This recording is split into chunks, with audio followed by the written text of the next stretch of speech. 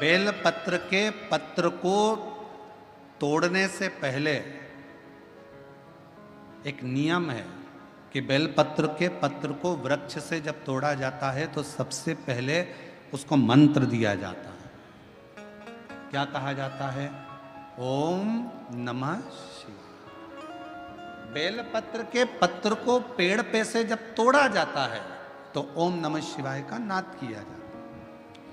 और बेलपत्र के पत्र में, इसमें तो वो नहीं है गूठी, बेलपत्र का जब पत्ता टूटता है तो यहाँ एक गूठी आ जाती है। देखा है आप लोगों ने? जम के तो बोलो, देखा है? तो बेलपत्र के पत्र में जो गूठी होती है उसको भी जब तोड़ा जाता है, उस गूठी को जब अलग किया जाता है तब भी शिव मंत्र उसको दिया जाता है। ओम नमः शिवाय।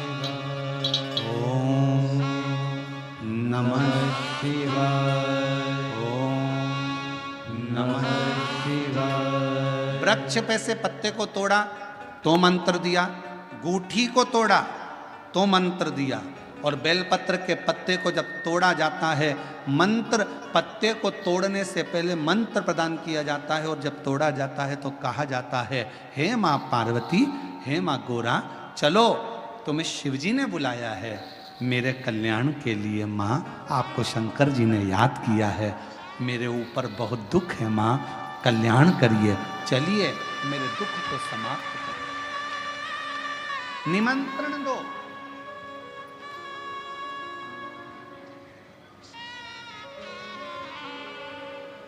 पहले नंबर पर क्या देना है बेलपत्र के पत्र को तोड़ने से पहले? जम के बोलो, मंत्र। दूसरे नंबर पर क्या देना है बेलपत्र के पत्र को चलने का? जम के बोलो, निमंत्रण। मां पार्वती जी से कहो, हे मां गोरा, हे मां पार्वती, हे मां चलिए, आपको शिव जी ने याद किया है। मां, हे मां पार्वती, हे मां गोरा, मेरे कल्याण के लिए, मेरे दुख को दूर करने के लिए, मेरी तकलीफों को हरने के लिए, हे माँ गोरा, मेरे कष्ट को समाप्त करने के लिए, माँ गोरा, मेरा भंडार भरने के लिए आपको शिव जी ने याद किया है, निमंत्रण दो।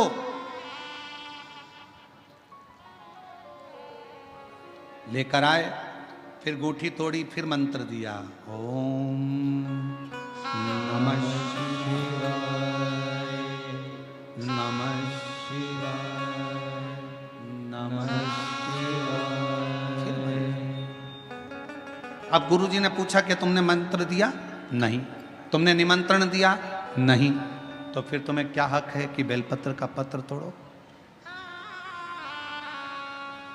शिव महापुराण की कथा तो कितनी बड़ी बात कहती है, बेल पत्र के पत्र को सीधे पेड़ में से तोड़ कर लेकर आना चाहिए। बेलपत्र की डंडी, कई माताओं की, कई भाइयों की आदत होती है, बड़ी सी डंडी होती है, उसको वहां से काट लिया, तोड़ लिया, पूरी की पूरी डंडी तोड़ कर लिया है, फिर घर पर आकर उसमें से पत्तियां तोड़ ली, जो डंडी थी उसको पटक दिया। ना ना ना, ये गलत, ये गलत। वृक्ष से पत्तों को निमंत्रण देकर फिर तोड़ा जाता है, और फिर लेकर आकर दूठी तोड़ते समय भी शिव मंत्र को दिया जाता। कुछ नियम है बेलपत्र के भी, उसको धारण करना चाहिए। कुछ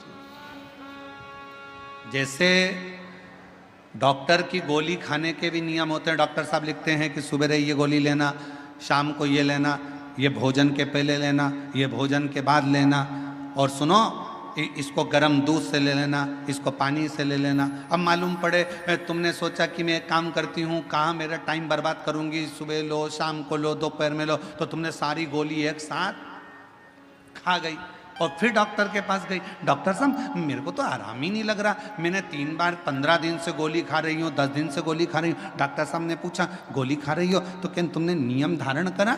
हाँ, क्या क्या नियम धारण करा? सुबह की गोली सुबह खाई, भूखे पेट की भूखे पेट खाई, भोजन के बाद की भोजन के बाद खाई? नहीं नहीं नहीं, मेरे पास समय नहीं रहता, इसलिए सारी की सारी एक साथ खा गई। डॉक्टर ने कहा इसीलिए तो दवाई असर नहीं कर रही है, दवाई खाने का भी तरीका होता है। आवाज सेट नहीं है भाई, दवाई खाने का भी तरीका होता है। दवाई को खाने का भी एक तरीका है।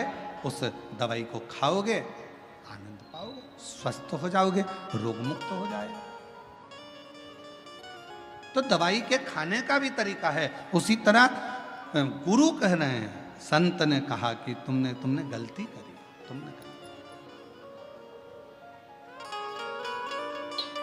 पहले मंत्र दो, फिर से बोलो, पहले मंत्र, फिर निमंत्रण, फिर दूठी तोड़ते समय, फिर मंत्र, फिर ओम नमः शिवाय, ओम नमः शिवाय, ओम नमः शिवाय। फिर मंत्र के बाद निमंत्रण दो। माँ पा, हे माँ गौरा, साथ में बोलो, हे माँ गौरा, हे माँ पार्वती, चलिए आपको देव अधिदेव महादेव बुला रहे हैं। मेरे